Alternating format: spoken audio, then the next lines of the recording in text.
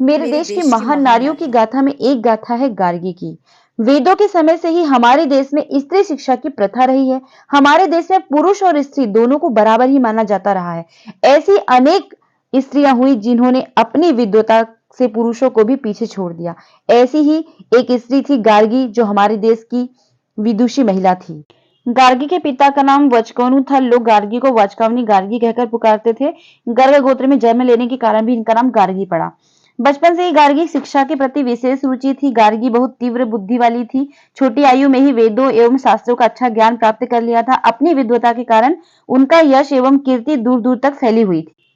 एक बार राजा जनक ने यज्ञ किया। यज्ञ में भाग लेने के लिए देश के दूर दूर भागों के अनेक विद्वान, राजा महाराजा, ऋषि मुनि आदि सभी आए। कई दिनों तक यज्ञ चलता रहा। लाखों मन घी, जौ, चंदन आदि अर्पित किया गया। यज्ञ में पवित्र धुएं से वातावरण महक रहा था। कई दिनों तक यज्ञ की ऋचाएं एवं वेद मंत्र गूंजते रहे। ऐसा वातावरण देखकर राजा ने सोचा, यहाँ एक से बढ़कर एक विद्वान आए हुए हैं, तो क्यों ना यहाँ पर सबसे अधिक विद्वान कौन है, इसकी परीक्षा की जाए, इसका पता लगाया।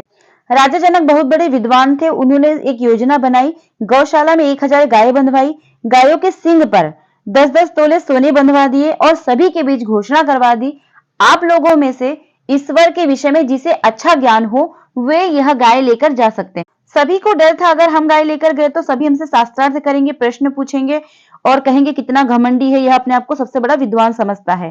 शास्त्रार्थ में हार गए तो लोग हमारी हंसी उड़ाएंगे। इसीलिए कोई हिम्मत नहीं कर पा रहा था। राजा जनक की सभा में याज्ञवल्क्य ऋषि थे। उन्होंने अपने शिष्य शामशवा से बुलाकर कहा, आप गौओं को अपने घर अपने साथ ले चलो। शिष्य को गायों को ले जाता हुआ देखकर सभी जोर जोर से चिल्लाने लगे, हमसे शास्त्रार्थ करना होगा, क्या आप अपने आप को बहुत बड़ा विद्वान समझते हो? याज्ञवल्क्य ने कहा, नहीं, मैं आप सभी विद्वान जनों को प्रणाम करता हूँ। मुझे गायों की आवश्यकता है, इसीलिए मैं इन गायों को लेकर जा रहा हूँ। तभी शास्त्रार्थ आरंभ होता है। एक एक कर सभी विद्वानों ने प्रश्न पूछे। याज्ञवल्क्य ने सभी के प्रश्नों का समाधान कर दिया। तब राजा जनक ध्यान से सुन रहे थे। उन्हें लगा कि याज्ञवल्क्य ही इस देश के सबसे बड़ी विद्वान है, उन्हें कोई नहीं हरा सकता। तब सभा में उपस्थित गार्गी ने कहा, यदि आज्ञा हो तो मैं कुछ प्रश्न करूं। राजा जनक ने आज्ञा दी। याज्ञवल्क्य से गार्गी ने प्रश्न पूछना आरंभ की। गार्गी के प्रश्नों में गार्गी की विद्वता का परिचय मिल रहा था। गार्गी ने बहुत से गुण विषयों पर प्रश्न किए। अंत में गार्गी ने प्रश्न किया, भूत, वर्तमान और भविष्य किससे ओतप्रोत है?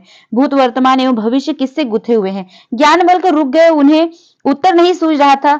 तभी गार्गी बहुत बुद्धिमती, वे नहीं चाहती थी कि राजा जनक की सभा में याज्ञवल्क्य जैसे महापंडित का अपमान हो। वे चुप हो गई। उन्होंने भरी सभा में कहा, इस सभा में याज्ञवल्क्य से बढ़कर कोई विद्वान नहीं है, उन्हें शास्त्रार्थ में कोई नहीं हरा सकता। हमें अपने पूर्वजों पर गर्व है। गार्गी की उदारता, विद्वता, सहृदयता से सभी विद्वान बहुत प्रभावित